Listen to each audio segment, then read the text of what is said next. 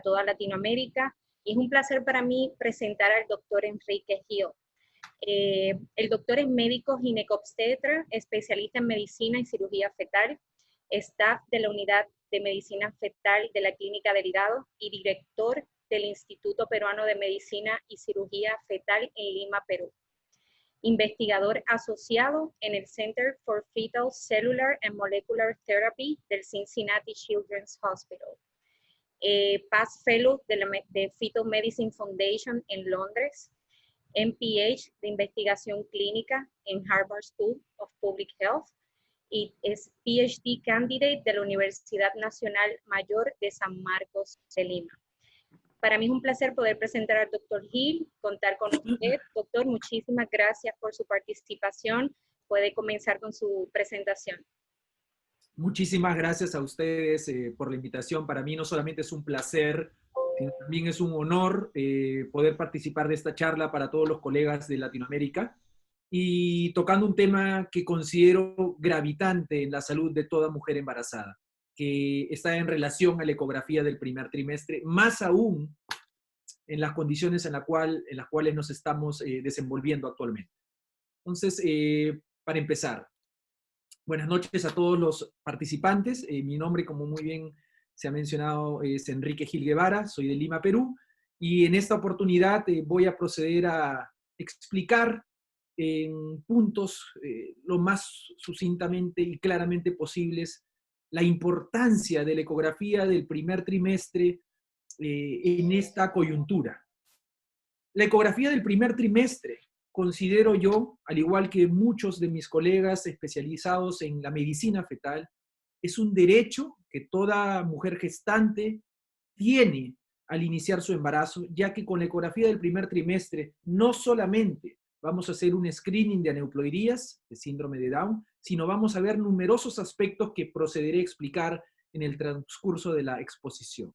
Como ustedes pueden ver en la esquina superior derecha, nos basamos para esta exposición en la inversión de la pirámide de atención prenatal promulgada por el profesor Nicolaides allá por el año 2010, donde le damos importancia suprema a esta visita de las 12 semanas para luego decidir qué hacer con la paciente de acuerdo a los riesgos tanto maternos como fetales que la paciente pudiese presentar.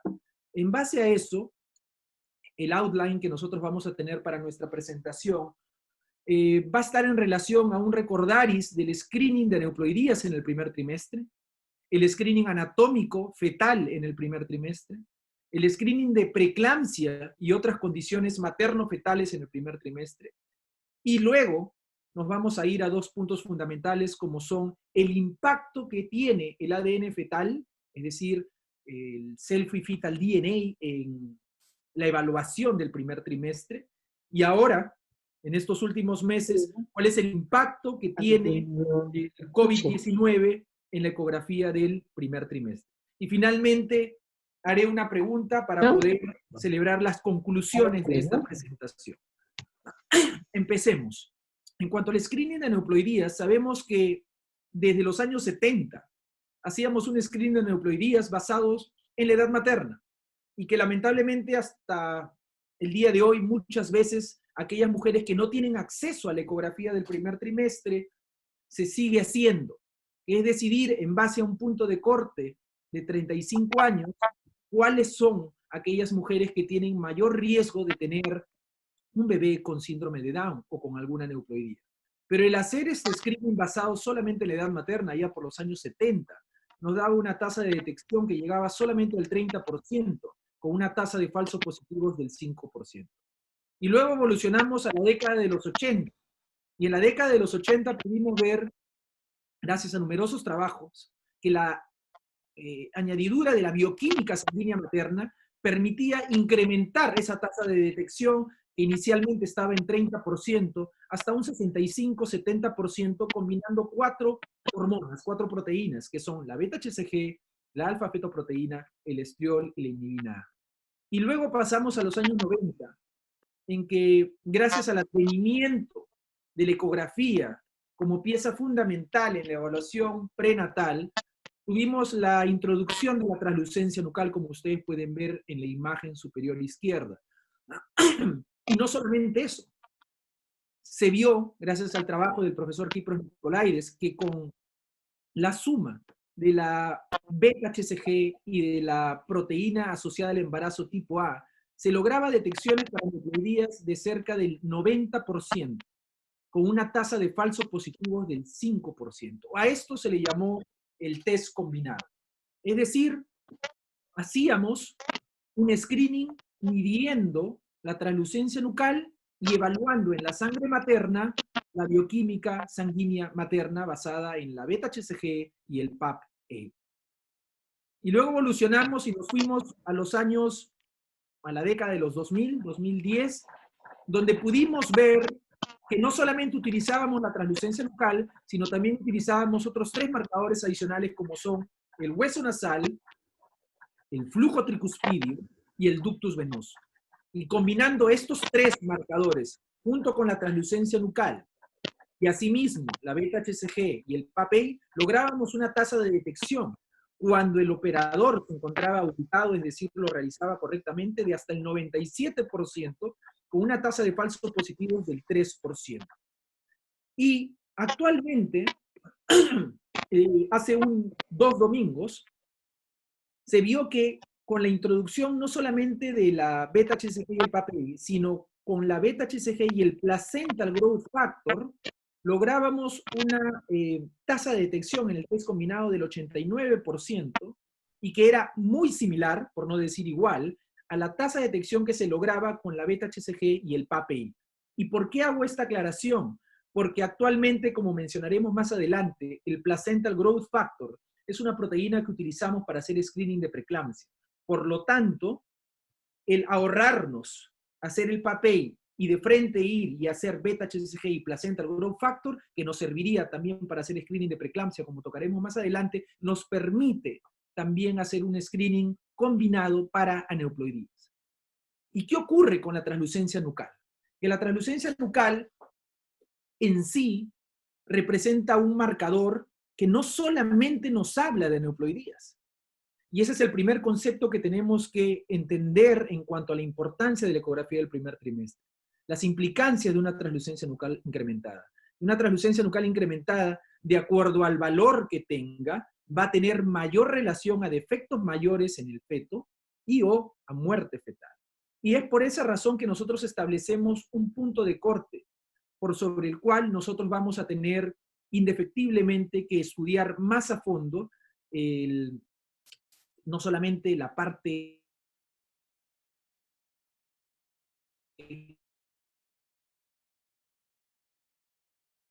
cromosómica del bebé, sino también la parte anatómica. Y como ustedes pueden ver en las siguientes 4 imágenes, verán un punto de corte de 3.5 milímetros. ¿Saben? En el un problema cromosómico y o una asociación a un defecto mayor, especialmente a nivel cardiovascular. Y ocurre también que existen otras formas de poder determinar el riesgo, como son a través de diversas malformaciones, entre ellas la holoprosencefalia lobar, que tiene una relación directa con trisomía 13, síndrome de Patau, el ónfalocele, que tiene relación directa con la trisomía 18, síndrome de Edwards, y la megavejiga, que si bien es cierto, como veremos más adelante, puede estar también en relación con un problema obstructivo, tiene relación. En ese sentido, pasamos al siguiente punto, y es entender que la ecografía del primer trimestre, llamada por algunos ecografía genética, no solamente se debe limitar a la evaluación de que la evidencia de 1 en 1000, pero la incidencia de la cardiopatía congénita fetal es 1 en 110, y la incidencia de preeclampsia es 4 en 100. Entonces, existen otras condiciones que ante una ecografía del primer trimestre bien hecha, nosotros podemos detectar. Y es por esa razón que mediante la ecografía del primer trimestre, nosotros vamos a poder ver también la anatomía básica que tiene ese feto. Si nosotros nos limitamos solamente a utilizar la ecografía de las 11 a 14 semanas como un parámetro para hacer screening de aneuploidías, básicamente seremos reemplazables por el ADN fetal en sangre materna. La importancia de la ecografía del primer trimestre es que no solamente se debe limitar a medir la translucencia nucal, la longitud corononalga y los latidos cardíacos. Se debe ampliar el estudio y en ese sentido nos vamos al screening anatómico. Existen ya lineamientos dados por la Sociedad Internacional de Ultrasonido en Ginecobstetricia, donde nos hablan de los lineamientos en relación a la ecografía del primer trimestre y el uso del Doppler en obstetricia y en este caso también en el primer trimestre. Por lo tanto, ¿cuál es la importancia, como ustedes pueden ver en el siguiente slide, de hacer el diagnóstico temprano de malformaciones? Si nosotros nos ubicamos en el lado izquierdo y vemos este video donde se encuentra la flecha, estamos frente a una secuencia acranex-encefalia en encefalia, que como sabemos, en la mayoría de los casos no guarda relación con un problema cromosómico. A diferencia de la siguiente patología, que es la holoprosencefalia lobar, que tiene un riesgo automático de 1 en 3 para trisomía 13. Por lo tanto, una afectación en un mismo sistema, pero dependiendo de la patología detectada, nos habla de si hay o no hay relación con una cromosomopatía de fondo. Y lo mismo ocurre a nivel de la pared abdominal. El tener un onfalocele automáticamente nos hace el riesgo de 1 en 6 para trisomía 18, mientras que tener una gastrosquisis sabemos que en la mayoría de los casos no guarda relación con un problema cromosómico. Al mismo tiempo, nosotros podemos ver que existen patologías, por ejemplo, a nivel cardiovascular, como un canal atrioventricular, que ustedes pueden ver en este caso, donde sabemos que automáticamente la presencia de un canal atrioventricular nos da un riesgo de 1 en 2 para trisomía 21. Mientras un cuadro de asimetría ventricular o asimetría en el llenado ventricular, como en el video que estoy mostrando, donde vemos que en el lado derecho no hay un buen llenado ventricular, nos hace pensar en un problema cardíaco que por lo general, en estos casos, si es que no se demuestra una asociación cromosómica mediante prueba invasiva, puede estar ligado a un problema aislado. Por lo tanto, la importancia de la ecografía del primer trimestre no solamente se basa en el diagnóstico y la identificación del problema de fondo, sino también es importante la consejería que yo voy a dar a partir de este hallazgo.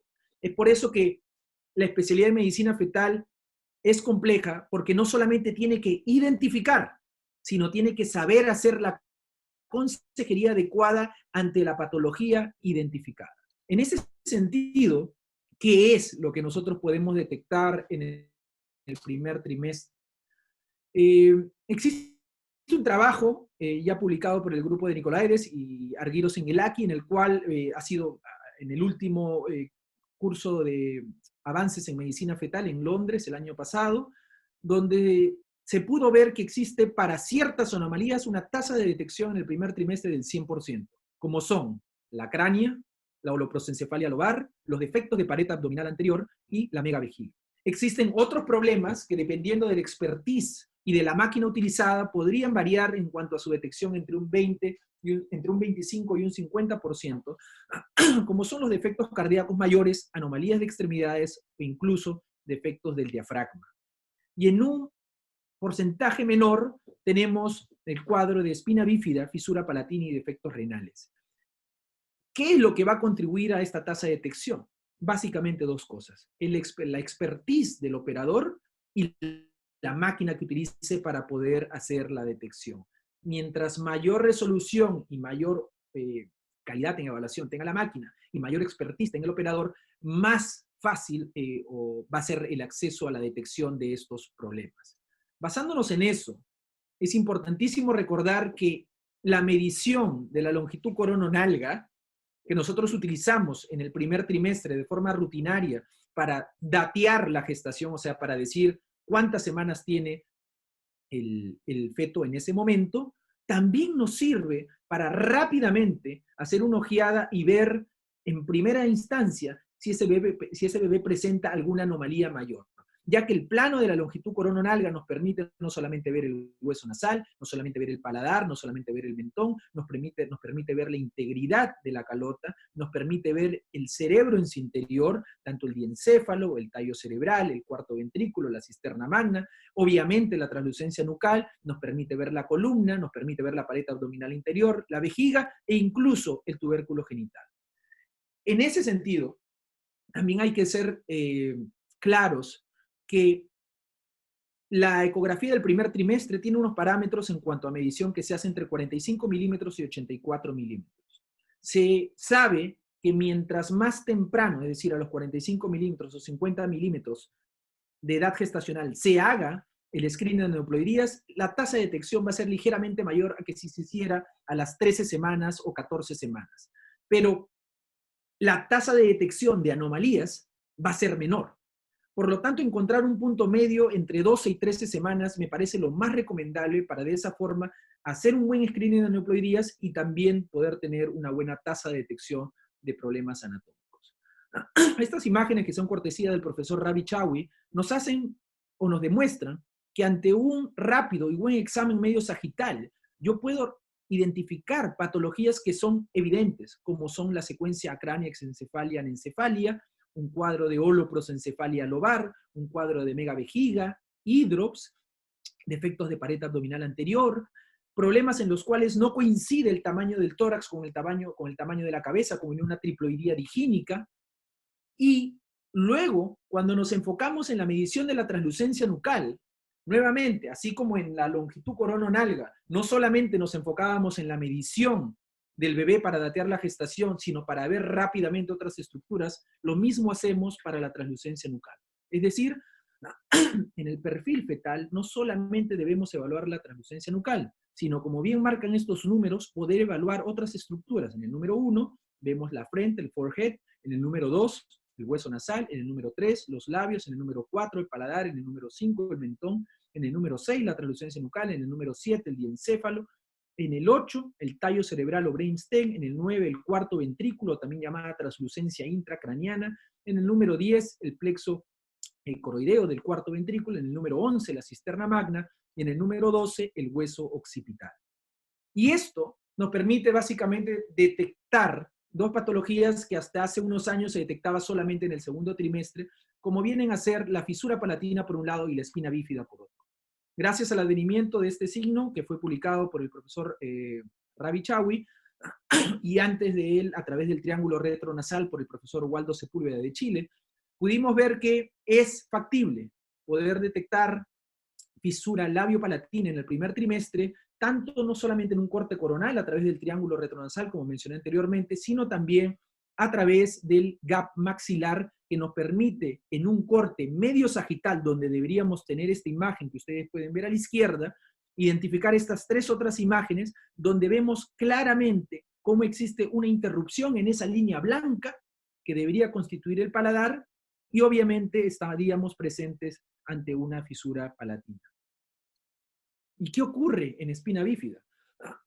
Ocurre que muchas veces la espina bífida abierta, que como sabemos tiene básicamente dos tipos, que son el mielomeningocele y por otro lado la mielocele o mielosquisis, diagnosticarlas en base a la visión directa de la columna a veces es difícil.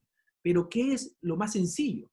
Evaluar la fosa posterior en un corte medio sagital. ¿Y cómo hacemos esto? Evaluando y identificando, como le dije en el perfil fetal, el diencéfalo, el brainstem, el cuarto ventrículo y la cisterna magna. Y eso nosotros en una vista usual vamos a identificar tres líneas negras claramente delimitadas. Como vuelvo a repetir, la primera línea, el brainstem; la segunda, el cuarto ventrículo; y la tercera, la cisterna magna. Cuando estamos frente a un cuadro de espina bífida abierta, que produce una pérdida de líquido cefalorraquídeo en la región caudal, va a hacer que la fosa posterior colapse. Y al colapsar, quienes van a desaparecer en el corte medio sagital, o al menos colapsarse, son el cuarto ventrículo y la cisterna magna. Y por lo tanto, el tallo cerebral, el brainstem, va a encontrarse ligeramente aumentado. Esto nosotros lo evidenciamos mediante una relación que normalmente deberíamos hacer rutinariamente, que se denomina brainstem / o sea, sobre brainstem to occipital bone distance. ¿Qué significa eso? En el numerador colocamos el grosor del tallo cerebral, del brainstem, y en el denominador vamos a colocar la suma del grosor del cuarto ventrículo y la cisterna magna. Y por lo general esa relación tiene que estar entre 0.5 y 0.6. Cuando esa relación se hace mayor a 1, en la mayoría de los casos, nosotros tenemos que sospechar de espina bífida abierta. Y si bien es cierto, la consejería no está dirigida a decirle categóricamente que tiene espina bífida, está dirigida a impedir a que la paciente venga a las 22 semanas, sino que venga a las 16 semanas para poder hacer una detección precoz del defecto del tubo neural. ¿Qué ocurre a nivel de la cabeza en el corte del DBP? Tenemos que medir el diámetro biparietal en el primer trimestre. Y esto es importante porque no solamente nos va a poder identificar la falx cerebri, es decir, la línea que permite dividir los plexos coroideos, como ustedes pueden ver, sino también nos va a poder identificar alteraciones en el tamaño. Ante un DBP pequeño, donde la línea media no se encuentra en su totalidad, dividiendo ambos hemisferios cerebrales, estaríamos sospechando de un cuadro de holoprosencefalia. Si es que se encuentra pequeño y ante la ausencia de líquido cefalorraquídeo alrededor de los plexos coroideos, podríamos estar pensando en espina bífida abierta, y ante la solución de continuidad de la parte posterior de la calota, ante un encéfalocele. Cuando el DBP se encuentra grande o discrepante con la longitud corononalga, lo primero que podríamos pensar es en una triploidía digínica, en la cual no hay una relación entre la cabeza y la circunferencia abdominal, o en algunos casos de displasias esqueléticas letales, como la displasia tanatofórica, que podría también presentarse desde el primer trimestre. Y luego seguimos avanzando y nos vamos al tórax. Y en el tórax nosotros vamos a tener el corazón y los pulmones. Y a nivel del corazón, nosotros en el primer trimestre no podemos satisfacernos y quedarnos con solamente hacer la frecuencia cardíaca fetal. Tenemos que obtener básicamente dos vistas utilizando el Doppler color. La primera de ellas es el llenado ventricular y la segunda de ellas es el signo de la B. Mediante el llenado ventricular lo que voy a hacer es evaluar la simetría en el llenado de ambos ventrículos, y mediante el signo de la B lo que voy a hacer básicamente es evaluar a la arteria pulmonar y a la arteria aorta, saliendo obviamente del ventrículo derecho e izquierdo respectivamente. En base a eso, nosotros podemos en el primer trimestre detectar distintas anomalías con obviamente mayor o menor frecuencia. Lo normal es ver estas dos líneas rojas que nos permitan decir que hay una simetría en el llenado ventricular. ¿Qué ocurre cuando solamente veo una de ellas? Podría tratarse o de un corazón izquierdo hipoplásico o de coloquialmente también llamado un corazón derecho hipoplásico, médicamente, o el término correcto, atresia pulmonar con septo ventricular intacto. Podríamos identificar también una coartación de aorta, o al menos sospecharla ante la asimetría en el llenado ventricular, o en algunos casos, como cuando hay sospecha de trisomía 21, pensar en un canal atrioventricular. De hecho, algunas otras anomalías, como el Epstein, que constituye la atrialización ventricular derecha, también podríamos sospecharla simplemente evaluando estas dos líneas rojas que constituyen el llenado ventricular. Por lo tanto, el primer mensaje con respecto a la primera vista es conseguir un plano transversal correcto, no oblicuo, que nos permita a nivel del four chamber view, que en el caso del primer trimestre nos permita a través del estudio color Doppler identificar una simetría en el llenado ventricular. Y cuando subimos y deberíamos evaluar el signo de la B chica, nosotros también vamos a poder tener situaciones en las cuales no podamos identificar esta B, esta V formada, como les dije, por la arteria pulmonar y la arteria aorta.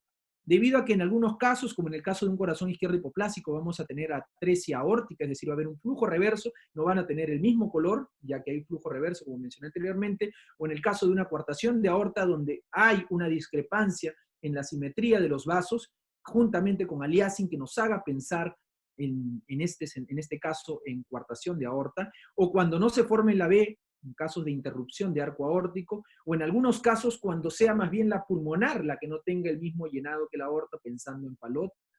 Y lo que es a veces usualmente también identificable en el primer trimestre, en vez de ver el signo de la B, ver el signo de la U, por el cual nosotros tenemos no el arco aórtico pasando por el lado izquierdo de la tráquea, sino pasando por el lado derecho, lo cual constituye el arco aórtico derecho. y en el caso de una levotransposición de los grandes vasos, ver solamente uno de ellos, que viene a ser la aorta, ya que la pulmonar salió tempranamente del ventrículo izquierdo. En algunos casos, cuando la paciente y el hábito materno lo permiten, y obviamente también la resolución del equipo, podríamos identificar incluso una arteria subclavia derecha aberrante desde el primer trimestre.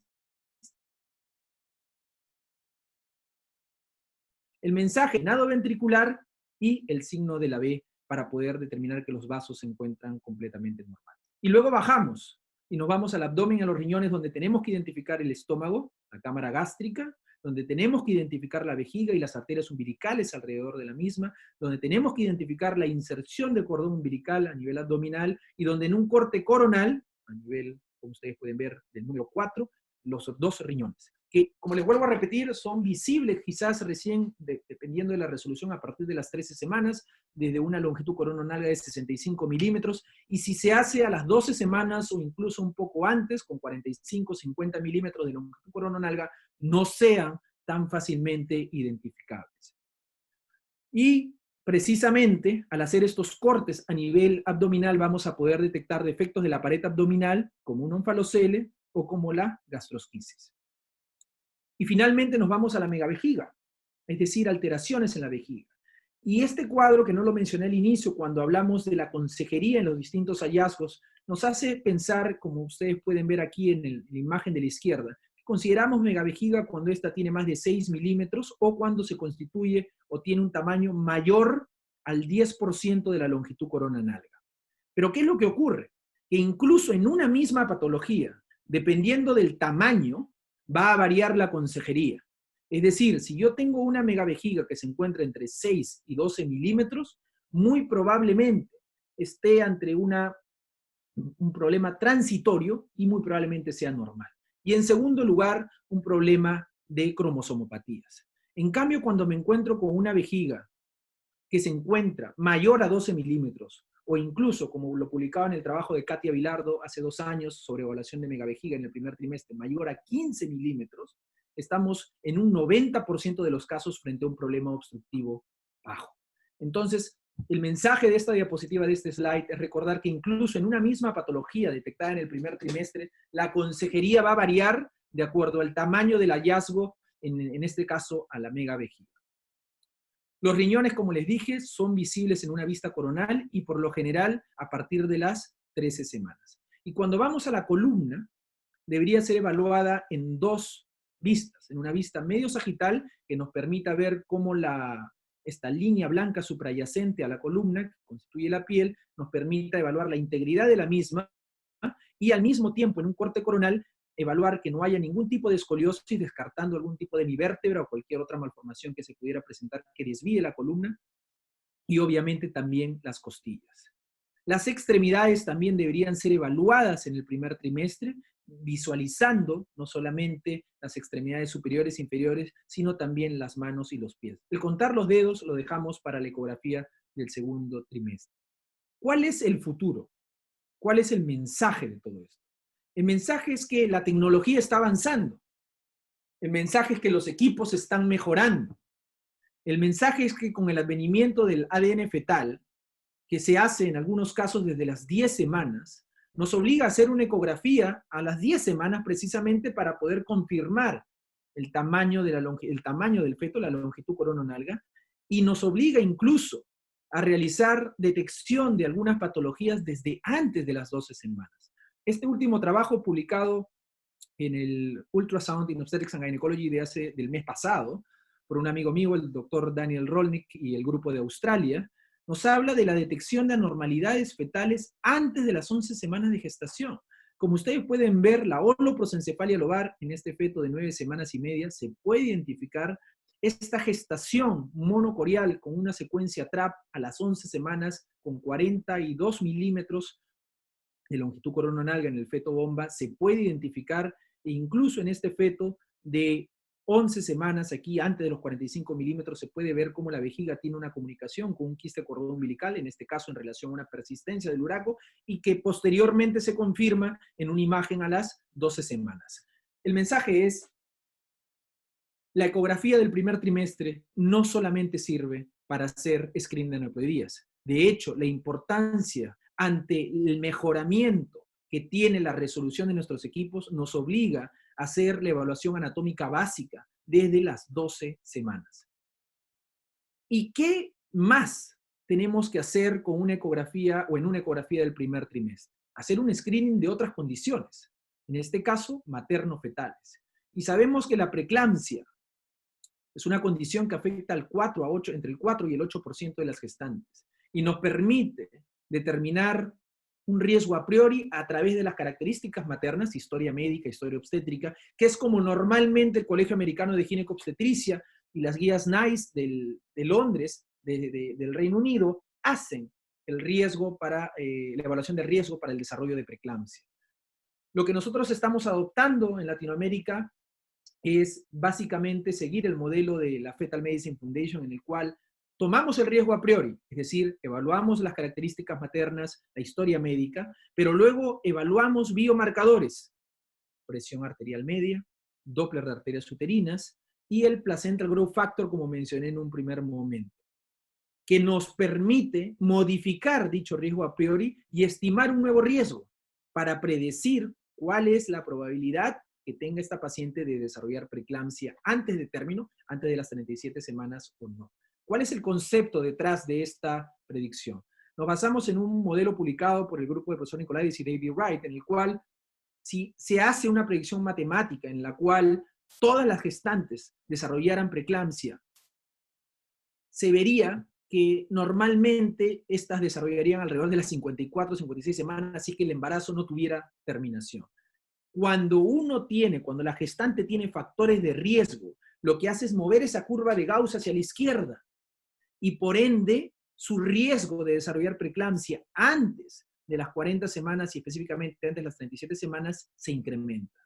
En ese sentido, lo que nosotros hacemos es evaluar ese riesgo a priori, modificar ese riesgo a priori, no solamente tomando en cuenta los factores de riesgo maternos que nos dan ese riesgo de base, sino utilizando la medida de la presión arterial media, la medida del Doppler de las arterias uterinas y, en algunos casos, la incorporación del placental growth factor. Esta combinación nos permite tener una tasa de detección del 90% para la preeclampsia que aparece antes de las 34 semanas y un 75% para aquella preeclampsia que aparece antes de las 37 semanas. Todo esto con una tasa de falsos positivos del 10%. ¿Qué es lo que se ha demostrado en cuanto a tasa de detección?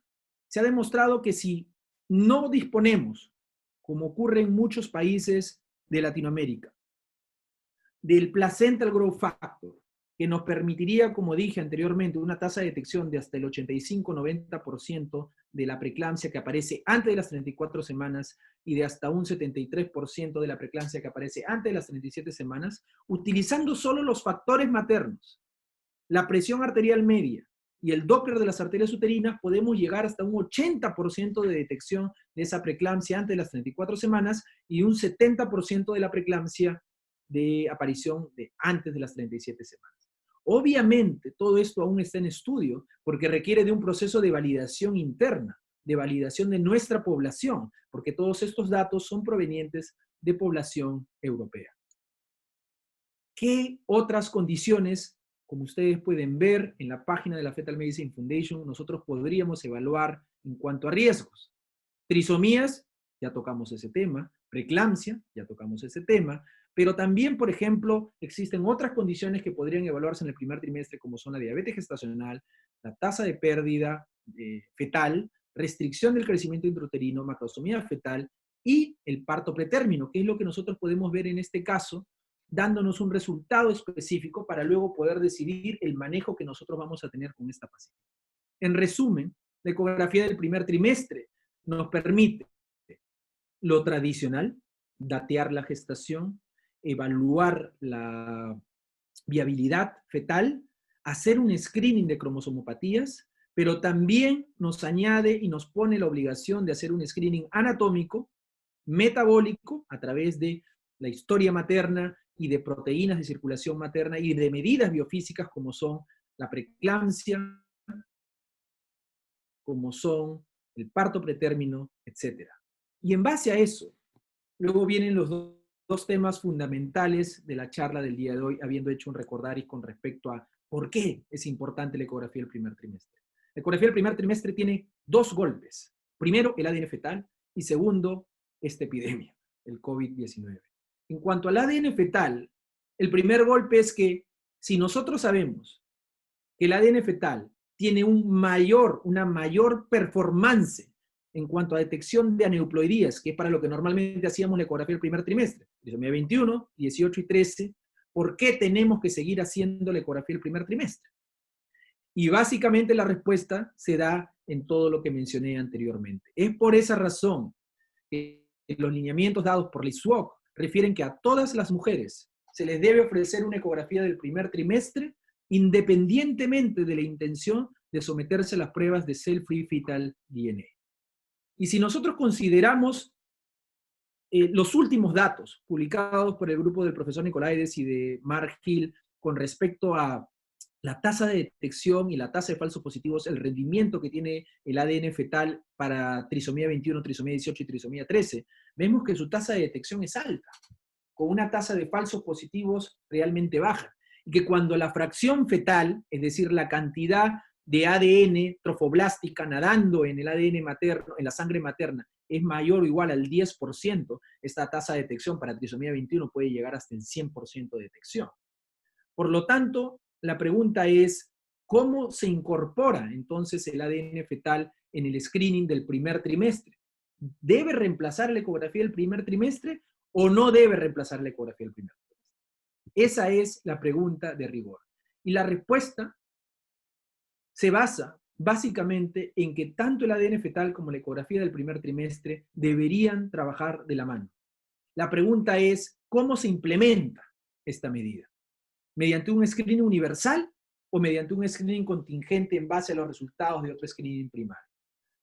En cuanto al screening universal, considera básicamente a todas las gestantes, hacerles el ADN fetal a las 10 y 11, entre las 10 y 11 semanas de gestación, que nos permite, mediante una ecografía, como había mencionado, la viabilidad, el número de fetos, y de esa forma obtener la sangre para el ADN fetal, y luego en 2 semanas hacer la ecografía del primer trimestre ya con los resultados para evaluar, como les vuelvo a repetir, las otras condiciones como son la parte anatómica fetal y las condiciones materno-fetales tipo preeclampsia.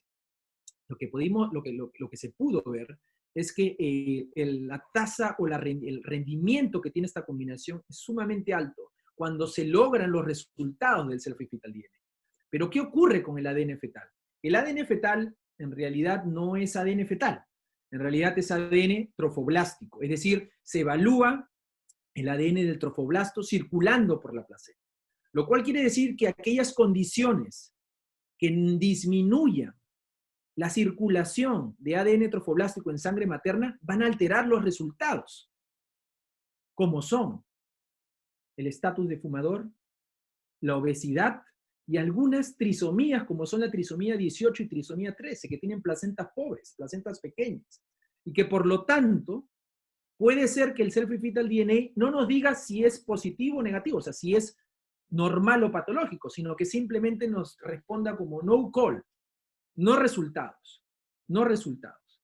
Y esto se puede dar hasta en un 4% de los casos, e incluso no resultados hasta en una segunda retoma, hasta en un 2% de los casos. Y es por esa razón que es importante entender que en estos casos donde no hay resultados, tenemos que sospechar muy probablemente que hay alguna trisomía que esté causando que no haya una buena circulación trofoblástica en sangre materna. Cuando nosotros hablamos del screening contingente más dirigido al ámbito público, consideren hacer la ecografía del primer trimestre y en base a los resultados que tengamos en esa ecografía del primer trimestre, o sea, un riesgo a priori, tengamos 3 grupos, 3 tiers, alto, moderado o bajo en cuanto a riesgo. Si el riesgo es alto, normalmente mayor a 1 en 10, se recomienda directamente hacer una prueba invasiva porque por lo general hay numerosos signos o incluso malformaciones que nos digan que claramente ese bebé tiene algún problema y por lo tanto no deberíamos hacer el ADN fetal, sino directamente ir a una prueba invasiva. En el 87% de los casos, cuando el riesgo es bajo, no tenemos que hacer el ADN fetal porque necesariamente no va a modificar mucho el riesgo, ya que es muy probable que salga negativo al encontrar todo completamente normal. Pero va a haber un grupo de riesgo moderado en el cual nosotros, para evitar las pruebas invasivas, realizamos este ADN fetal. Y si saliera negativo, obviamente ya no se hace nada más, porque el ADN fetal lo que hace es también modificar el riesgo a priori, y si sale positivo, realizar la prueba invasiva. Entonces vamos a ir ahora con dos casos de la vida diaria, o sea, de lo que ocurre. Paciente que viene con un resultado de ADN fetal patológico, trisomía 13. Trisomía 13. Se hace el ADN fetal a las 10 semanas, sale trisomía 13 y viene a hacerse la ecografía precisamente para poder encontrar o confirmar estos hallazgos y luego proceder a la terminación de la gestación. Lo sorprendente, como les vuelvo a repetir, es que en algunos casos, como en este, nosotros podemos ver cómo al hacer la ecografía del primer trimestre, con 45 milímetros de longitud coronal, en este caso la señora quería cuanto antes hacer la evaluación, porque el hueso nasal está presente, el paladar está íntegro, el mentón normal, la translucencia nucal luce normal, hay integridad de la calota, no hay signos de holoprosencefalia. En un corte coronal de la cabeza podemos ver las tres líneas, o sea, el brainstem, cuarto ventrículo y cisterna magna. La impresión que tenemos en la imagen volumétrica es normal, ductus venoso luce normal, las órbitas se encuentran normales, la imagen de la longitud corononalga para 45 milímetros luce bien, la frecuencia cardíaca no se encuentra por encima de 180 latidos por minuto, que es lo que uno podría pensar cuando estamos frente a una trisomía 13, que básicamente se caracteriza en el primer trimestre por dos cosas, es decir, holoprosencefalia e incremento de la frecuencia cardíaca fetal. Y a nivel cardíaco, podemos ver lo que les había dicho también anteriormente, el llenado ventricular mediante la evaluación del color Doppler y el signo de la B que nos permite evaluar la arteria pulmonar y la arteria aórtica. Entonces tenemos una ecografía que nos dice que todo está normal y tenemos un ADN fetal que nos dice que hay trisomía 13. Y aquí tenemos dos responsabilidades. Lo primero es hacer la consejería a la paciente y explicarle qué es lo que está pasando. Y lo segundo es tomar una decisión sobre qué vamos a hacer para confirmar este caso. Entonces uno razona en ese momento y se da cuenta que existen ciertos casos en los cuales, al considerar que el ADN fetal no es ADN fetal, sino es ADN trofoblástico, pudieran haber algunas discrepancias entre la placenta y el feto. Porque si vemos acá las imágenes, miren cómo, después les voy a contar qué es lo que hicimos con esta paciente, vemos el crecimiento de este feto, ya nació, todo normal. Vemos que hasta las 36 semanas la curva de crecimiento fue completamente normal. Vemos que piernas y brazos estuvieron completamente normales, y en el control a las 16 semanas el cabo del septi pellucidi y la falx cerebri se encuentra presente sin ninguna alteración. Entonces, ¿qué es lo que ocurrió aquí? Lo que ocurrió aquí es que existen ciertas aneuploidías, como son trisomía 13, trisomía 18 y síndrome de Turner, que provocan algo llamado mosaicismo confinado a la placenta, lo cual origina que la prueba del ADN, entre comillas, fetal, que como les digo en realidad es ADN trofoblástico, haga que salga patológico. Y por lo tanto, como sabemos, toda prueba positiva en el Cell-Free Fetal DNA tiene que confirmarse. Si nosotros hiciéramos a esas 12 semanas una biopsia corial, muy probablemente también va a salir anormal y tomemos una decisión errada, como sería en este caso la terminación de la gestación. Entonces, lo que hay que hacer en estos casos es esperar hasta las 16 semanas y hacer una amniocentesis para realmente evaluar el feto. Y de esa forma poder decidir qué es lo que hicimos con esta paciente.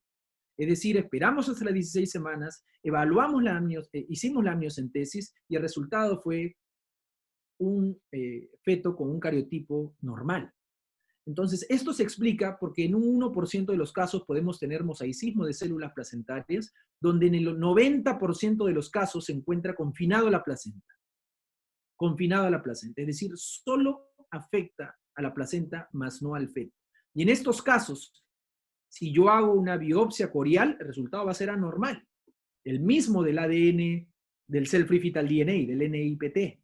En cambio, si hago la amniocentesis, va a ser normal.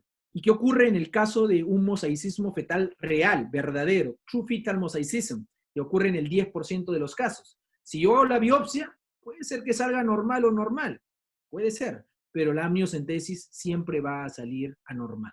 Por esa razón, aquí la prueba dirimente viene a ser la amniocentesis. Así fue como manejamos, el resultado fue normal, la paciente entendió la consejería, la bebé, como ustedes pudieron ver, evolucionó de forma normal, nació, recopilamos el outcome y todo fue completamente normal. Y ahora nos vamos al otro caso.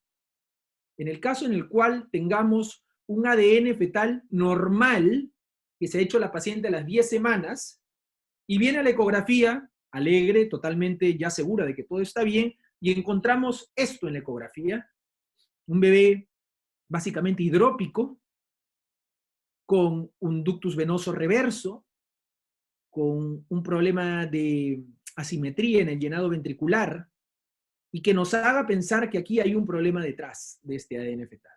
Entonces, ¿qué decirle y cómo explicarle a la paciente? Que el ADN fetal simplemente nos permite a nosotros descartar algunas cromosomopatías como son la trisomía 21, trisomía 18 y trisomía 13, que como ya vimos, tiene una tasa de detección del 99% en general. Es muy buena esta prueba, es la mejor. Pero lamentablemente, en algunos casos como en este, que se trató de un síndrome de Noonan, no nos permite detectar.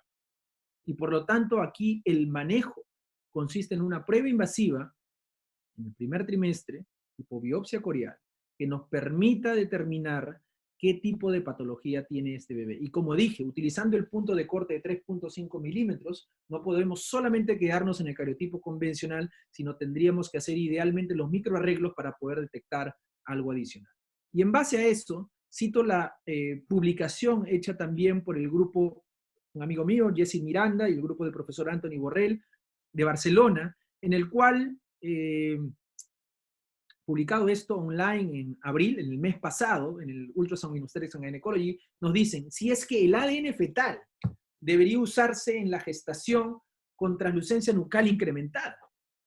Y las conclusiones fueron que el Cell-Free Fetal DNA no parece ser la prueba genética más apropiada para los fetos con una translucencia nucal mayor al percentil 99, dado que se pasaría hasta el 12 al 19% por alto de anomalías genéticas en este grupo, porque como les vuelvo a repetir, el ADN fetal es genial para trisomía 21, 18 y 13, mas no para los demás. Y además, la ecografía del primer trimestre, como muy bien dice acá, identificaría anomalías estructurales importantes en el 11% de fetos con una translucencia nucal por encima del percentil 99.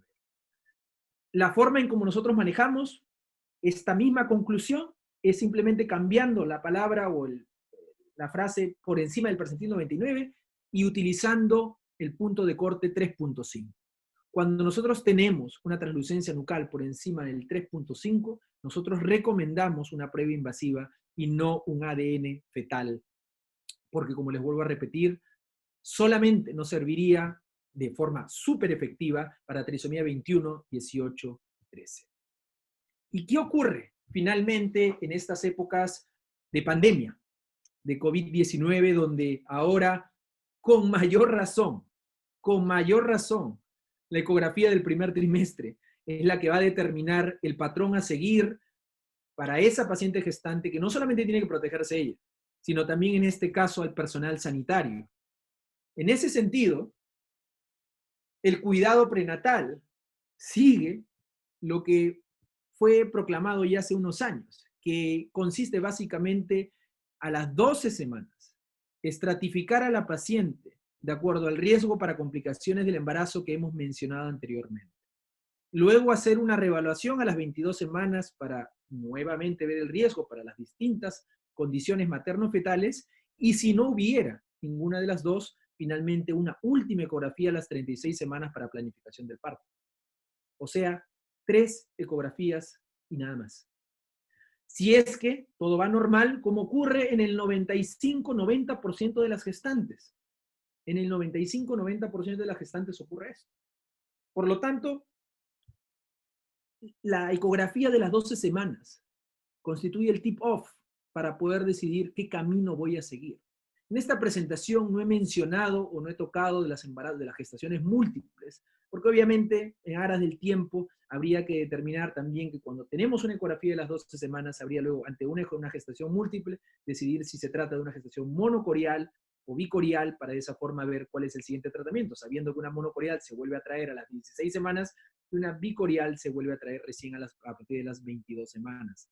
En ese sentido, analicemos el contexto en el cual nos encontramos. En este artículo publicado hace unas semanas, el 23 de abril, en el American Journal de Obstetricia y Ginecología, por el grupo de la doctora Leona Pun, vimos que de 116 casos de COVID en gestantes, al momento de la admisión, el 66% de ellas tenían más de 37 semanas. El 26% entre 28 y 36 semanas, un 5% entre 14 y 28 semanas y solamente un 3% antes de las 14 semanas, o sea, en el primer trimestre. Y luego analizamos también una correspondencia publicada en el New England Journal of Medicine, donde vimos que de un total de un 100% de gestantes que fueron admitidas para trabajo de parto, la mayoría, el 85%, fue negativa. Pero de ese 15% que salió positiva para coronavirus SARS-2, el 88% era sintomática. El 88% era sintomática. Por lo tanto, luego viene a trabajarse cómo estamos manejando las gestantes para la identificación de estas pruebas. Estamos haciendo tamizaje universal con pruebas rápidas y pruebas moleculares. Estamos haciendo tamizaje universal solo con pruebas rápidas. Estamos haciendo un tamizaje solamente selectivo para aquellas pacientes que hayan tenido contactos. Entonces, el mensaje de estos dos primeros slides es que muchas pacientes gestantes que son asintomáticas podrían estar infectadas por este coronavirus. Por lo tanto, ¿cuál sería entonces el manejo que tenemos que tener con respecto a las ecografías y básicamente la importancia que ahora va a tener la ecografía del primer trimestre en este contexto? Es en aquellas pacientes de bajo riesgo, prevención del contagio fundamentalmente, y en aquellas pacientes con alto riesgo, hacer un seguimiento que nos permita, obviamente, controlar no solamente a la madre, sino también al feto. Por eso que esta ecografía del primer trimestre necesita obligatoriamente no solamente la evaluación de aneuploidías, sino la evaluación anatómica del feto y de la madre, para poder determinar cuáles van a ser las siguientes ecografías. Sabemos que aquellas pacientes que, por ejemplo, van a tener un riesgo incrementado para desarrollar preeclampsia antes de término, no podemos evaluarlas a las 12, 20 y 36 semanas, sino tendríamos que evaluarlas a las 12, 20, 28 semanas y luego 32 o 36 semanas de acuerdo a lo que hallemos a las 28 semanas. Por esa razón es importantísima esta ecografía del primer trimestre. ¿Y cuáles son las recomendaciones que tenemos de las distintas sociedades científicas para el cuidado que nosotros tenemos que tener para con la paciente y para con nosotros mismos? Estas dos slides que voy a presentar, que fueron cortesía de un colega y amigo mío, el doctor David Campodónico, de Lima, Perú, nos muestra que en aquellas pacientes en las cuales hacemos la ecografía del primer trimestre y no tienen síntomas, y no hay síntomas, nosotros deberíamos usar mascarillas N95, guantes, zapatos descartables o en algunos casos, aquellos que no llevemos a casa, scrubs y nada más. En aquellas pacientes que siendo asintomáticas tengan contactos positivos, tenemos que usar todo lo anterior, es decir, mascarilla N95, guantes, scrubs, pero aparte vamos a añadir protectores de la conjuntiva ocular, al igual que gorra. Y en algunos casos, si es posible, estos mamelucos que cubren toda la ropa que nosotros en ese momento estamos utilizando. ¿Y qué hacer cuando nos enfrentemos con o hagamos una ecografía del primer trimestre en una paciente que sea COVID-19 positiva? No solamente usar mascarillas N95, guantes, gorras, scrubs y visores, sino también añadir trajes descartables que nos cubran totalmente la ropa que nosotros estamos utilizando, que nos protejan, no solamente, como vuelvo a repetir, la posibilidad de contaminarnos directamente a través de los aerosoles, sino también incluso a través de las manos, porque como les vuelvo a repetir, es importante recordar que a veces inconscientemente nos tocamos la cara y si no tenemos un visor, podríamos, en el caso de una paciente con COVID-19, contagiarnos. Entonces, lo que nosotros estamos haciendo, tanto en Clínica Delgado, en Lima, Perú, como en el Instituto Peruano de Medicina y Cirugía Fetal, para el manejo ecográfico en el primer trimestre, es utilizar protectores no solamente de la vía nasal y bucal, sino también de la conjuntiva ocular. El problema es que si utilizamos esos visores que tienen presión, que tienen ventosa, muchas veces se empañan. Y en otros casos, esos cascos que tienen visor delantal también se empañan. Entonces, estas máscaras full face, que si bien es cierto, nos protegen a nosotros de quedar contagiados, más no de contagiar por la válvula de exhalación, nos permiten la visualización clara de la pantalla sin necesidad de empañamiento en cuanto a la protección personal. Y en cuanto al equipo, lo ideal es utilizar estos wipes que tengan alcohol isopropílico al 70% o soluciones de glutaraldehído al 2% y que nos permitan limpiar entre paciente y paciente para poder ofrecerles también a ellas una seguridad en cuanto a esta infección.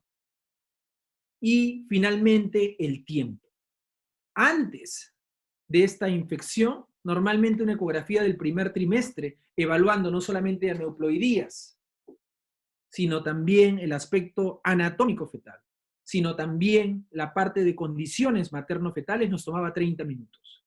Ahora, ante esta epidemia, tenemos que ser más expeditos, más eficientes, y lo ideal es realizar estas pruebas entre 10 y 15 minutos. Es por esa razón que es cuando más tenemos que sacar toda nuestra practicidad para estar seguros de que ese bebé se encuentra o cumple con los criterios de satisfacción para el primer trimestre.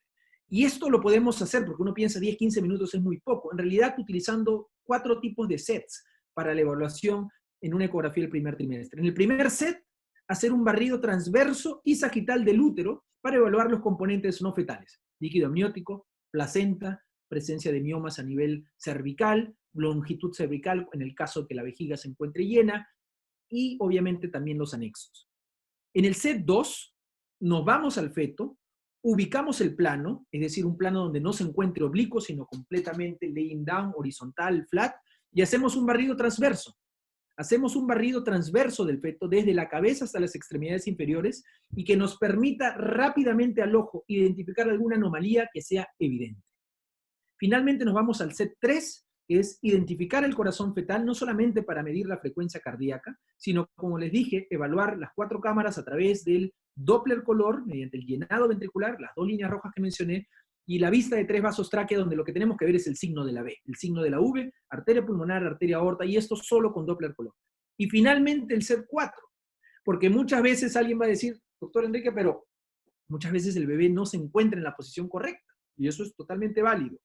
Si es que coloco el transductor y lo primero que veo es un bebé posando, horizontal, mostrándonos el perfil y el barrido sagital, nos vamos al set 4 inmediatamente, que es el barrido sagital del feto para evaluar la longitud corononalga, translucencia nucal, el perfil y el cerebro fetal. Pero si esto no es lo primero que se presenta, tenemos que hacer los otros sets para poder tratar de descartar con mayor eficiencia alguna anomalía, no solamente anatómica, sino también relacionada con algún signo tipo translucencia nucal incrementada. Entonces, siguiendo estos conceptos, nosotros podemos hacer un examen, una ecografía del primer trimestre en 15 minutos, que como les vuelvo a repetir, no es lo que quisiéramos, pero tenemos que adaptarnos a la situación en la cual nos estamos desenvolviendo. Finalmente, para culminar esta presentación, porque me fue asignada 1 hora para luego responder a las preguntas, quisiera llegar a las conclusiones. Y las conclusiones están en relación a la importancia de la ecografía en el primer trimestre. La importancia de la ecografía en el primer trimestre es que tiene que ser realizada por operadores que estén en constante auditoría de sus mediciones, ya que como ustedes pueden ver, la responsabilidad de esta ecografía es gravitante, porque no solamente nos va a servir para hacer un screening de aneuploidías. El concepto de ecografía del primer trimestre y translucencia nucal, como solo evaluación de translucencia nucal, debe ser desterrado. La ecografía del primer trimestre nos debe servir para evaluar translucencia nucal, longitud corononalga y toda la anatomía del bebé que pueda ser evaluada a esta edad gestacional, conjuntamente con las condiciones materno-fetales. El ADN fetal, que fue, como yo considero, un primer golpe para la ecografía del primer trimestre, ha resaltado con mayor razón aún la necesidad de un desarrollo de la habilidad del operador para evaluar anatomía en el primer trimestre del embarazo. Y la presencia del COVID-19 lo que ha hecho es mejorar incluso, obligarnos a nosotros a mejorar nuestra eficiencia en la evaluación, dándole mayor peso y mayor importancia a la evaluación, no solamente de aneuploidía, sino, como vuelvo a repetir, tanto de la anatomía fetal como de las otras condiciones, en cuanto al tiempo. Y aquí, no solamente para proteger a nuestras pacientes, sino también para protegernos a nosotros. Y con esa diapositiva culmino mi gestación haciéndonos siempre la pregunta que hago a todos aquellos que se dedican a la medicina fetal. No es hacer solo ecografía. La ecografía es la herramienta que utiliza el especialista en medicina fetal para poder ver dentro del útero y ver cómo se encuentra ese paciente que se llama feto y obviamente es la razón de ser de la medicina fetal. Muchísimas gracias y estoy abierto para cualquier tipo de preguntas. Doctor Gil, muchas gracias. Realmente la presentación fue excelente. Voy a leerte algunas de las preguntas que te hicieron. Si tú en algún momento me comentas que ya pues estamos fuera de tiempo, me dices, te puedo hacer llegar las preguntas también. No tengo yo ningún problema. Estoy Perfecto. abierto para todas las preguntas. Puedo responder todas las... Perfecto. Esta fue una pregunta anónima. Quisiera saber si el screening lo hace utilizando los marcadores menores o solo lo agregan a un grupo intermedio, en el grupo intermedio, perdón. Esa es una muy buena pregunta. Es una muy buena pregunta porque el utilizar el ductus venoso, el hueso nasal y el flujo tricuspidio es utilizar una espada de Damocles. ¿Qué significa eso? Significa que en manos auditadas, o sea, en manos entrenadas, en manos que saben hacer estos marcadores, contribuyen a mejorar la tasa de detección. Definitivamente, definitivamente. Pero si no estamos con la expertise necesaria o estamos frente a un feto que por el hábito materno, por la posición, no nos permite la evaluación, es preferible no hacerlo a realizarlo y subestimar o sobreestimar los valores de estos marcadores menores, porque lo que podría hacer es aumentar la tasa de falsos positivos o aumentar la tasa de falsos negativos. Entonces, por esa razón es sumamente importante considerar que debemos realizar esos marcadores siempre y cuando tengamos, no solamente por parte del operador el expertise necesario, sino también las condiciones de la paciente para poder realizarlo. Y a la cabeza viene el hábito materno que muchas veces es difícil de realizar precisamente por eso. Muy bien. Otra pregunta también anónima es si usas el ángulo cardíaco en todas las exploraciones de primer trimestre, ¿te adiciona una mayor sensibilidad? El ángulo cardíaco es importante realizarlo al inicio cuando nos dedicamos a la medicina fetal porque nos permite desarrollar el ojo. Es decir, uno se da cuenta inmediatamente cuando un corazón se encuentra desviado a la izquierda o cuando se encuentra desviado a la derecha, pero esto es porque al inicio has estado midiendo y midiendo y midiendo, y luego solo cuando al ojo, a la visión, te llama la atención, realizas la medición para ya tener una medición exacta. Recordemos que en esta coyuntura tenemos que limitar mucho nuestras mediciones y las exploraciones del primer trimestre tienen que ser realizadas ahora por personal ya entrenado. No podemos dejarlas para trainees y luego la revisión. Lamentablemente ahorita la coyuntura no nos permite tomarnos mucho tiempo por lo ya expuesto. Okay. Muy bien. Para el primer trimestre en un equipo GE, ¿es mejor Doppler color o Doppler poder? ¿Y cómo lo optimiza usted? Excelente pregunta. Excelente pregunta porque es la realidad. Normalmente yo pongo las imágenes del Doppler color, pero lo que suelo utilizar es el Power Doppler. Primero utilizo el Power Doppler, bajo mi PRF, y lo otro que suelo hacer es aumentar disminuyo ligeramente la ganancia para poder resaltar mejor la visión. Recuerden que mi intención en el primer trimestre no es visualizar el corte de 4 cámaras y el corte de 3 vasos tráquea sin el Doppler color. Eso es para el segundo trimestre. Yo lo que quiero visualizar son las imágenes, ya sea en Doppler color o en Power Doppler, utilizando obviamente esta herramienta. Entonces, bajo la ganancia, bajo ligeramente el PRF, puede ser 3.2, puede ser 4, y ubico esas imágenes. Yo no evalúo el corazón, o sea, al inicio sí se hace para poder evaluar la cruz del corazón si es que se pudiese ver, pero eso normalmente se hace cuando el feto tiene más de 7 centímetros de longitud coronalga. Si tiene 55 milímetros o 45 milímetros, como vimos en un caso, es sumamente difícil y como les vuelvo a repetir, en la situación en la cual estamos, es imperante ver las 2 líneas rojas y el signo de la B. Muchas gracias. La doctora Lluvia Amaya nos pregunta, buenas tardes, primero agradece la ponencia, la excelente ponencia, y quisiera preguntar, ¿qué opina acerca del uso del Doppler de hepáticas para el riesgo de cromosomopatía? Es una muy buena pregunta porque se utilizó el Doppler de la arteria hepática, como sabemos, en el primer trimestre, y por anatomía, la arteria hepática constituye una de las ramas del tronco celíaco, que es una de las primeras ramas que sale a nivel abdominal de la aorta. El tronco celíaco da 3 ramas, la arteria hepática, la arteria esplénica y la arteria coronario-estomáquica, o también llamada gástrica izquierda.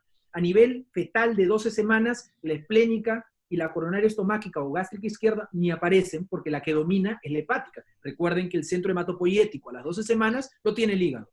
Entonces, la arteria hepática es la que domina. Esa arteria hepática se encuentra en un corte medio sagital exactamente debajo del ductus venoso. Exactamente debajo del ductus venoso. Entonces, se publicó un trabajo por la Fetal Medicine Foundation donde se vio que aquellas pacientes que tenían, utilizando un PRF de 2, con un gate de 2 milímetros, y que tenían un índice de pulsatilidad menor a 2, es decir, una resistencia disminuida, había un mayor riesgo para trisomía 21. Lamentablemente, cuando se incorpora la evidencia estadística, no le ha dado poder a este marcador y por lo tanto no se utiliza actualmente para screening de nucleoides. Ok. Bueno, el doctor Diego, no sé si se pronuncia de alguna manera, pero dice Polanía. Él nos comenta que uno de los inconvenientes del ADN fetal es el costo. En Colombia esta prueba sale entre $800 a $1,000, por lo cual es mucho menos costoso hacer un eco. No sé si pasa lo mismo. Totalmente de acuerdo. En Perú la básica está en $950 y la que hace la Plus, que hace las de lesiones, vale $1,000 en Perú. ¿Y cuál es el problema? Que muchas gestantes creen que al hacerse la Plus se están haciendo algo mejor, pero en realidad tú aumentar más cosas en la medición, en el cálculo, incrementas también la tasa de falsos positivos. Entonces muchas veces obtienen resultados positivos que en realidad son falsos y que obligan a la paciente terminando haciéndose la prueba invasiva. Insisto, la importancia de la ecografía del primer trimestre entre el golpe del self-free fetal DNA es que precisamente aquellas pacientes que no tengan acceso e incluso aquellas que se realicen el self-free fetal DNA y hayan invertido tanto dinero y salgan normal y luego ustedes en la ecografía del primer trimestre encuentren algo anormal, pónganse en el lugar de la paciente y obviamente existe lo que todo ser humano tiene ante una mala noticia, la negación. Yo nego lo que usted me está diciendo.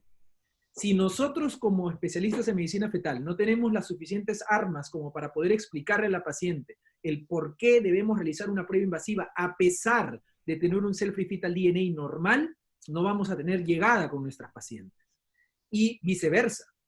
Aquellas pacientes que tengan un ADN fetal anormal y que de frente decidan hacerse la terminación del embarazo sin siquiera seguir por una prueba invasiva, obviamente también no vamos a poder lograr el objetivo que nosotros queremos, es cuidar la salud del feto en un caso en el cual está completamente normal. Por lo tanto, insisto, que la importancia de hacer ecografía es gravitante. pero también lo es la forma en que nosotros le hablamos a la paciente, y para eso tenemos que saber usar la consejería, saber manejar datos para poder expresarle a la paciente en un lenguaje coloquial, porque no es un lenguaje científico como el que nosotros estamos hablando. No se le puede decir a la paciente tasa de detección, tasa de falsos positivos. Tenemos que hablar de forma clara para que la paciente nos pueda entender. Claro. El doctor Juan Caripidis nos comenta que en los países en los cuales no hay legislación de interrupción, bueno, más bien nos pregunta, ¿qué importancia tendría realizar entonces el screening o detección de ADN fetal? El screening de aneuploidías, en general, como te vuelvo a repetir, es parte de. Y justo ayer estábamos en una charla organizada por una amiga mexicana, Rosario García Mandujano, en la cual un amigo mío, el doctor Adolfo Chegaray de Argentina, mencionó algo sumamente importante. Cuando nosotros empezamos a hacer la ecografía del primer trimestre, no vamos a buscar una patología. No digo, ok, voy a hacer ecografía pensando en que la paciente tiene síndrome de Down. No voy a hacer la ecografía pensando en que la paciente tiene riesgo para preeclampsia. Yo coloco el transductor y abro una puerta para ver qué es lo que está pasando adentro. Y de acuerdo a eso, hago la evaluación. Entonces, no es que, ok, como no tengo terminación del embarazo, no hago screening de aneuploidías, pero sí voy a hacer screening de problemas anatómicos. Pero es que el método que utilizas para ver la anatomía fetal, como signos indirectos, por ejemplo, de cardiopatía congénita, es medir la translucencia nucal, es medir el ductus venoso. Entonces, indirectamente, hacemos el screening para aneuploidías. Ese es el concepto que hay que entender, es difícil a veces de digerir para aquellos que dicen, bueno, pero si acá no es legal la terminación, ¿para qué voy a hacer el screening de aneuploidías? Es que la ecografía del primer trimestre no solamente está destinada para problemas de aneuploidía, es parte del proceso que inherentemente se tiene que hacer porque hacemos una medición de la translucencia nucal que no solamente nos sirve para síndrome de Down. Muy interesante. ¿Por qué crees que en América Latina no hemos implementado con facilidad el PLGA? El Placental Growth Factor, en realidad, sí, no lo estamos implementando por el precio. Es sumamente caro. Acá en Perú no lo usamos. Por eso mencioné yo que nosotros seguíamos el screening basado en los factores maternos como riesgo a priori, y luego la modificación mediante la medición de la presión arterial materna y el Doppler de las arterias uterinas. Y se mencionó incluso también el año pasado en Londres, el profesor Nicolás mencionó que podría haber incluso un screening en 2 tiempos, en los cuales aquellos pacientes que salían con alto riesgo después de esa evaluación podrían decidir si es que se les da o se les ofrece el hacerse el Placental Growth Factor o de frente empezar a tomar aspirina como medida preventiva. Recordemos que ese es el fin fundamental de hacer el screening, la prevención de la preeclampsia. Muchas gracias. Dice Anónimo, en época de pandemia, idealmente para hacer amniocentesis o biopsia o cualquier procedimiento invasivo, ¿deberíamos de tener la prueba de PCR así la paciente sea asintomática? Una muy buena pregunta. Es una muy buena pregunta porque si hacemos la analogía, de acuerdo a los últimos lineamientos que sacó la ISUOC con respecto a la biopsia corial y la amniocentesis, se vio que si hacíamos una analogía con el HIV, con citomegalovirus o con otros virus, que si bien es cierto, por ejemplo, el citomegalovirus es un ADN virus, el coronavirus tipo 2, causante del COVID-19, es un RNA virus. Entonces, ¿qué es lo que ocurre? Que se sabe que existe un término en inglés, no sabría cómo traducirlo, que se llama viral shedding, S-H-E-D-D-I-N-G. Es la forma en la cual, al hacer una biopsia corial, yo podría, si es que el virus se ha contaminado la aguja, o no sé cómo se podría hacer, pasarlo a la placenta y luego contaminar al bebé. Entonces, por esa razón que eso se ha demostrado en el HIV, por ejemplo, que no se recomienda hacer biopsia corial, sino amniocentesis, se ha dicho que si tengo la posibilidad de hacer la prueba invasiva entre biopsia corial y amniocentesis, escoja la amniocentesis para poder evitar la prueba. Ahora bien, si la indicación está para hacer amniocentesis, hay que hacerla. Hay que hacerla. El hecho de que tengas la necesidad de prueba molecular sería lo ideal. No sé cómo estarán en precios en otros países. En Perú, la prueba rápida está a 100 soles, la prueba molecular está a 500 soles. Eso en dólares sería prueba rápida $30, prueba molecular está $180.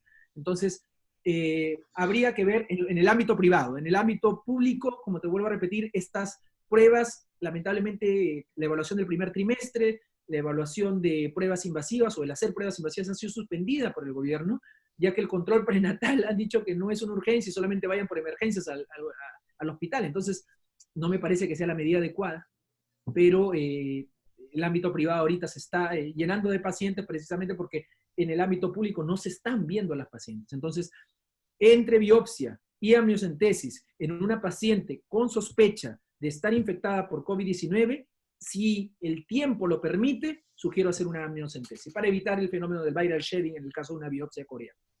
Muy bien.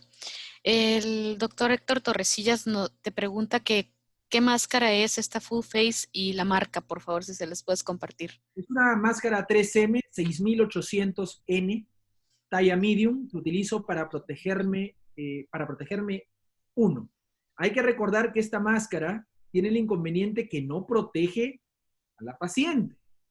¿Ok? Eso es importantísimo entenderlo, porque creen que con esta máscara también protejo a la paciente. Muchas pacientes vienen, doctor, ¿qué tal máscara? No, me siento protegida. En realidad no se dan cuenta que hay una válvula de exhalación que es la que permite que la pantalla no se empañe. Por lo tanto, si vamos a usar esta máscara, es importantísimo que nosotros sepamos que no somos enemigos de la paciente y sepamos que estamos sanos. Okay. Entonces, esta máscara es para no contagiarnos por ningún motivo y tener la efectividad de poder ver la pantalla. Porque yo he experimentado que cuando me pongo la otra máscara, esta pantalla de plástico, el brillo del ecógrafo no me deja ver. Entonces, y cuando utilizo lentes con la máscara N95 se me empañan. Entonces, es súper incómodo y prefiero invertir en eso que me da seguridad y efectividad al momento del trabajo. Muy bien. Nos preguntan también anónimo, DNA fetal en embarazo múltiple para las 3 trisomías, ¿vale la pena en MCBA o en BCBA? Bueno, en general, en el último update que se ha hecho y publicado en el 2019 por el grupo de Mark Hill y Nicolaides, se vio que para embarazo único, trisomía 21, 18 y 13 era 99, 97 y 99, tasa de detección con una tasa de falso positivo de 0.04 y para los 3. Y en el caso de embarazos gemelares, la tasa de detección alcanzaba hasta el 80 y tantos % para las 3 trisomías. O sea, sí sirve, pero como les vuelvo a repetir, va a depender también de la corionicidad que tengamos y obviamente también del acceso que tenga la paciente a la prueba. Insisto, en nuestros países de Latinoamérica, con el advenimiento del self-fetal DNA, cobra mucho mayor importancia la ecografía del primer trimestre. Y más aún, la realización de procedimientos invasivos, que pensaron que iban a desaparecer con el self-fetal DNA. Lo único que ha hecho el self-fetal DNA con respecto a los procedimientos invasivos es incrementar la importancia del procedimiento invasivo, ya que ya no puedes fallar. ¿Qué significa eso? Ya no, el laboratorio ya no te puede decir, doctor, no creció la muestra de biopsia coreal, doctor, no ha habido suficiente líquido amniótico. Ya no puedes fallar porque la paciente está yendo tras un resultado positivo del ADN fetal. Por lo tanto, es importantísimo entender el entrenamiento que se debe tener, no solamente en la ecografía del primer trimestre, sino en la realización de procedimientos invasivos. El especialista en medicina fetal tiene que estar preparado no solamente en hacer ecografías, sino también en hacer procedimientos invasivos y todo aquello que implique la evaluación y el cuidado de la salud fetal. Muy bien. El doctor José Lario nos comenta, ves que al final presentaste 4, ¿cómo le llamaste? Evaluación. Sí, él comenta... Ajá. Él comenta que si la valoración de las arterias uterinas debería de estar incluida, ¿no? Sí.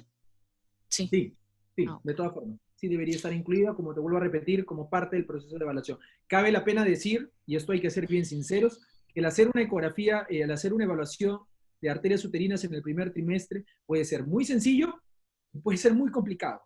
Muy sencillo en el caso la paciente tenga un hábito materno asequible, que no haya tenido cesáreas, que no haya tenido cirugías previas, que las arterias uterinas estén en su sitio. Y muy difícil si la paciente tiene un hábito materno complicado, si existen miomas que desvían las arterias uterinas, o si hay cicatrices previas que nos alteran la normalidad y que nos obliguen a hacer una ecografía transvaginal, quitándonos más tiempo en evaluar las arterias uterinas que incluso la ecografía del primer trimestre. Muy bien. Preguntan también, ¿qué plus tiene la 3D en primer trimestre, STIC, corazón y TUI en neuro en épocas de no pandemia? Educación a colegas y el paciente, facilidad en la toma transvaginal y abdominal. Yo creo que en épocas de pandemia no tiene mucha utilidad en el momento, pero sí se podría hacer para poder guardar volúmenes y después analizar. Es una muy buena opción. En el caso de no pandemia, considero que deberíamos hacerlo más que nada por una cuestión de training y de docencia, pero guardarlo para después, para no emplearlo en ese momento. Simplemente adquirimos imágenes, lo guardamos, utilizamos nuestro 4D View y después hacemos docencia con eso. Pero en realidad, para poder determinar si el bebé está sano o no, en el primer trimestre no lo necesitamos. Porque como les vuelvo a repetir, son medidas básicas y puntuales que tenemos que hacer y que obviamente más sirve el 3D evaluando el cuerpo total del bebé, porque médicamente quizás no nos dé mucha información, pero el bonding, la unión que yo genero entre la gestante y su bebé, es realmente efectivo. Que quizás nosotros los hombres que no podemos quedar embarazadas, no podemos nunca experimentar eso. Así que es la realidad. Muy bien. El doctor Guillermo Garduño te felicita por la charla muy clara y concisa. Y pregunta, ¿cómo se realiza el cálculo de riesgo si se observa ausencia del hueso nasal? Y luego continúa, haciendo un tamizaje combinado y en caso de salir en riesgo intermedio, agrego los marcadores emergentes, hueso nasal, ductus venoso, regurgitación tricuspidia, o desde el inicio lo meto a la calculadora de riesgo. Como dije al inicio, el uso de los marcadores adicionales constituye un arma de doble filo que pueden servirte o pueden dañarte. Por lo tanto, deberías utilizar los marcadores adicionales solamente si tienes buena visibilidad y si estás entrenado para poder realizarlo y tienes la confianza para poder realizarlo. De otra forma, si te sientes presionado a hacerlo, lo único que vas a generar es incrementar ya sean los falsos positivos o los falsos negativos. Por lo tanto, es importante recordar que estamos frente a la evaluación de un paciente, no estamos frente a la evaluación de medidas. Entonces, una golondrina no hace verano. Si yo considero que este bebé pueda tener síndrome de Down o alguna otra neoploidía, van a aparecer varias cosas, empezando desde la edad de la madre. No significa que una mujer de 22 años no le pueda dar eso, pero tienen que aparecer varios factores para yo poder hacer lo que nosotros normalmente en medicina nos enseñaban en la escuela, era la semiología. Es decir, utilizaba varios signos para ver al paciente. Nosotros hacemos lo mismo con el feto, pero a través de la ecografía. Entonces, si nosotros logramos entender ese concepto, hacemos esa migración de solamente hacer sonografía a hacer medicina fetal de verdad. Muy bien. La doctora Isaí Maldonado pregunta, hola doctor, ¿la vía que utiliza es transvaginal o transabdominal? ¿Cuál recomienda? Transabdominal, definitivamente, transabdominal. Idealmente, obviamente, un hábito materno con un índice de masa corporal elevado y la no visibilidad, tengo que ir por vía transvaginal. Pero trato de evitar en la mayoría de lo posible. Muy bien. Otro que es anónimo dice, buenas tardes. En tamizaje de primer trimestre, ¿cuál sería su intervención si se realiza tamizaje? Encontramos ausencia. Es muy parecida. Sí, lo mismo. Sí. Creo que ya algunas están repitiendo de la medición de las arterias uterinas, que si prefieres que sea por vía vaginal o abdominal. Abdominal. Uh-huh. Y preguntan sobre que el equipo que tú utilizas o qué equipo recomiendas para... Bueno, para revisar cualquier equipo que sea de alta gama, ¿no? El que yo utilizo es un Voluson E10. Sí, ¿qué equipo de ultrasonido es el más básico que se puede utilizar para obtener las imágenes de la calidad de esta ponencia? O sea, No te sabría decir porque depende mucho también de los settings con los cuales tú hagas y saques el provecho a la máquina. Uh-huh. Entonces, también depende del transductor que tengas. Entonces, de acuerdo a eso, tú puedes ir viendo a qué se te adecua. Pero lo otro son tus ojos. Los ojos son importantes. Mientras tú desarrolles más tu vista, vas a tener más. O sea, como yo le digo a mis pacientes, el tiempo que yo empleo viendo fetos al día es mayor al que yo veo seres humanos. Porque yo me demoro yo veo 10 pacientes por día. Y media hora me dedico a ver solo al feto.